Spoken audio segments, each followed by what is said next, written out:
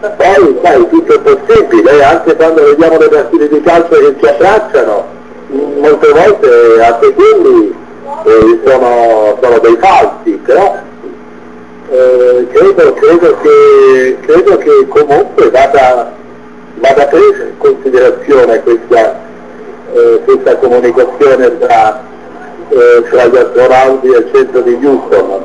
Non so che cosa ne pensa il nostro ospite. Alessandro, sentiamo subito Alessandro se ha degli elementi comunque in più che ci può dare a livello proprio di indagini che sono state effettuate, se c'è qualcosa intorno a questa registrazione. Alessandro Tedio. Sì, allora, già al tempo quando lo sentii per la prima volta, sarà almeno un paio di anni fa, cercai di scavare un pochettino e sul sito della NASA c'è praticamente la controparte che parla e praticamente critica questo fatto accaduto. Su che cosa si basa la critica e quindi sul fatto che questa cosa sia tra virgolette falsa? Sul fatto che i beep che sentiamo sono troppo brevi tra loro e una trasmissione Luna-Terra avrebbe fatto questa conversazione molto ma molto più lunga. I tecnici della NASA dicono addirittura che queste voci qua non sono in realtà quelle degli astronauti, quindi peraltro sono cose audio montate successivamente, questo però io non posso riconoscerlo perché non so che voce avessero originariamente, però il discorso dei tempi di comunicazione... No, devo ridarti la linea, stanno passando le vigilanze, va bene, devo ridarti la linea per forza, ci ripetiamo fra qualche minuto. A dopo, prego Alessandro. E quindi praticamente i tempi dei beep che si sentono e della relativa comunicazione sono troppo brevi, cioè come se fossero stati fatti in casa, ecco, non una trasmissione dove una distanza è così ampia, che ci avrebbero messo molto più tempo. Infatti sì, la critica avviene laddove le comunicazioni normali, diciamo quelle ufficiali, sono molto più lunghe, con questi beep molto più distorti rispetto a questi qua che invece sono netti, chiari, quasi fatti in casa se vogliamo. Questo potrebbe anche dipendere, fammi fare un po' la parte del dialogo, sì, vai tranquillo. Facciamo un po' di par condicio. Certo. Questo ovviamente è quella che è la versione della NASA che giustamente dice la sua, a noi ci dicono così, non essendo esperti la prendiamo per buona. Certo. E vabbè, poi bisogna vedere anche qual è il mezzo che registra, perché se magari è un mezzo non convenzionale, passami sempre questo termine, potrebbe comunque essere valida la teoria della NASA, ma anche no, lasciami dire questo. Fatto sta che è ovvio che se fosse vero, insomma, dal 69 ad oggi penso che anche fonti ufficiali avrebbero avuto voglia di indagare, insomma, no? Sì, certo, allora il discorso è che con un ampio spazio di tempo così disponibile, molte di queste informazioni, cioè un personale, cioè qualcuno che ha lavorato alla NASA, che sia morto, che sul letto di morte abbia detto è tutta una bufala, cioè cose di questo genere, però nessuno non l'ha mai sostenuta, quindi sai, col tempo bene o male le cose vengono sempre fuori e quindi alla fine negli anni 50 si diceva che dall'altra parte del muro si viveva bene e poi si è visto nell'89 che tanto bene non vivevano, quindi insomma alla fine la verità viene sempre fuori col tempo. Su questa cosa che poi col tempo escono alla luce le cose, sì è vero, ma fino a un certo punto io ti dico, seguo la cronaca nera, ne devo dire che ci sono tanti omicidi irrisolti, che ho sempre pensato quello che stai dicendo esattamente tu, cioè prima o poi insomma sul letto di morte, quello che ne so, che ha ucciso Vilma Montesi, che è un delitto del 50, poi del 53, insomma prima di morire sono stato io, piuttosto che altri casi. In realtà non è mai uscito fuori nessuno. Lasciami ascoltare anche, però su questa registrazione, anche Paola Trotto, insomma. Sì. Vera o non vera, una cosa è certa, a me dà sempre emozione risentire questa registrazione, veramente, non lo so, è qualcosa che ti entra dentro. Io voglio credere che sia vera, anche perché come dicevi tu poc'anzi, insomma il tempo ne è passato, credo che qualcosa comunque, se fosse stato tutta una bufala, si sarebbe comunque detto in maniera forse più chiara e più evidente, così non è stato e rimane comunque la grande emozione e poi il dubbio, rimaniamo con questo dubbio. E perché no poi il dubbio, no Alessandro, perché magari sì, certo, è anche quello è affascinante.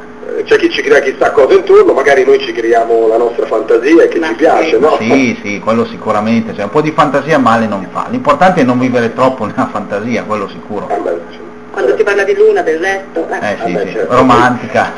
La donna, abbiamo iniziato questa trasmissione parlando di queste cose, quindi la donna sempre sulla luna, no, parliamo di UFO. Di UFO, parliamo di UFO, quindi tu Alessandro, poi dopo voglio aprire un altro argomento, per quanto riguarda gli extraterrestri, sì. E quindi non gli UFO, che l'UFO è un oggetto volante non identificato, non necessariamente di provenienza extraterrestre. Io invece dico proprio entità aliene, non chiedo i rettiliani, per carità, lasciamo un attimo da parte, però tipo ecco, vite su altri pianeti, che posizione hai? Non esistono, ti faccio queste tre cose, non esistono ma ancora non li abbiamo incontrati, o la missione del Vaticano che esistono ma sono talmente lontani da noi che non li incontreremo mai?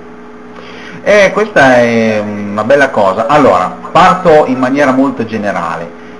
L'universo è molto grande, quindi la probabilità che ci siano pianeti con forme di vita intelligenti o quantomeno senzienti è possibile, non è da escludere, perché è chiaro che noi probabilmente non abbiamo i mezzi per poter provare ciò, quindi probabilmente ci sono, ma attualmente non abbiamo le conoscenze o quantomeno i mezzi per poter provare questa esistenza, ecco.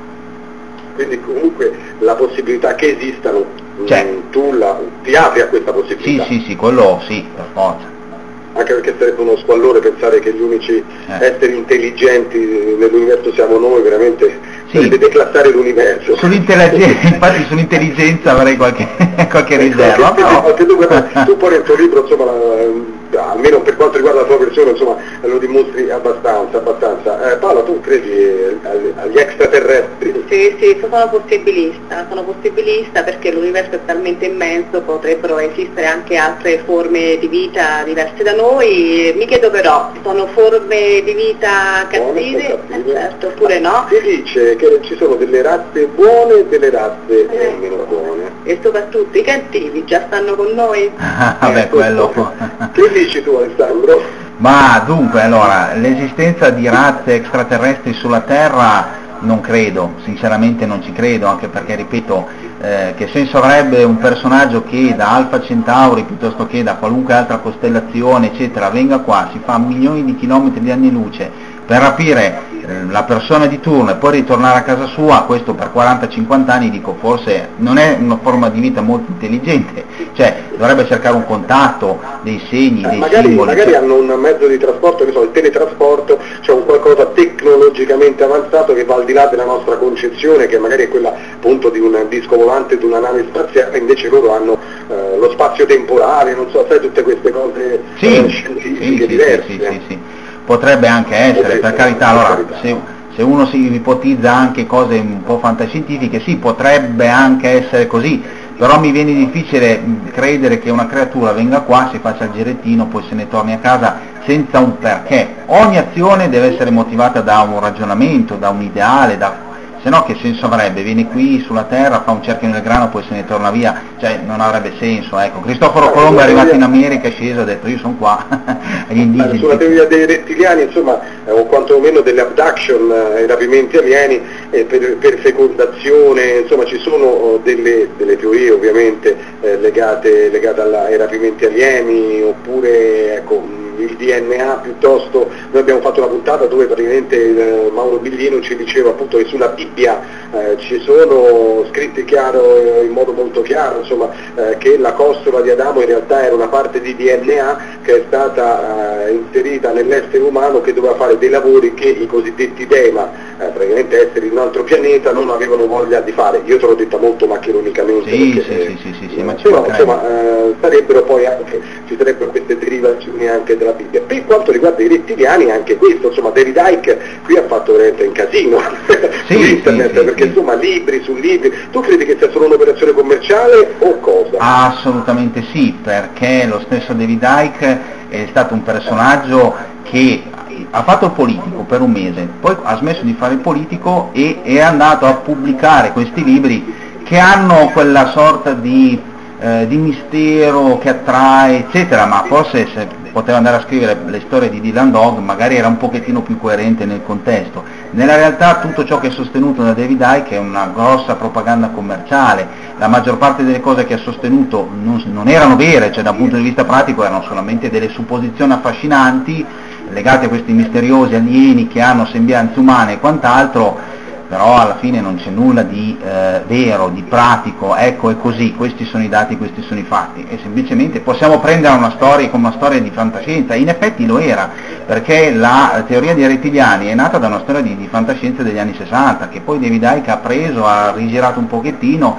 e ha trasformato sul reale, mescolando massoneria e altre cose, insomma un risotto, manca solo un po' più di sale e poi ha fatto il minestrone, ecco, alla fine non la vedo così. Tra l'altro poi i suoi libri, io ne ho letto alcuni, alcuni sono anche dei mattoni, nel senso che parliamo di 400-500 pagine, poi fanno anche delle linee genealogiche dell'antichità fino ad arrivare, non so, alla regina d'Inghilterra, tutta la famiglia regina d'Inghilterra. Si leggono, poi però a un certo punto, almeno io almeno mi sono perso, perché poi arrivi a personaggi su personaggi su personaggi reali, per carità, poi talmente tanti nomi che ti perdi, perché poi non riesci più a seguirlo. Forse anche su questo punta un pochino Icke, che ne dici? Ma sì, diciamo che probabilmente mi sarebbe piaciuto scoprire come David Icke abbia tirato fuori questa genealogia. Quanto l'araldica è una delle scienze, se vogliamo, più difficili, perché si deve basare su dei documenti storici che sono contenuti in chiese, contenuti in archivi anagrafici delle epoche che furono. Non so dove David Icke sia andato a prendere le genealogie dei babilonesi fino a Bush, cioè voglio dire,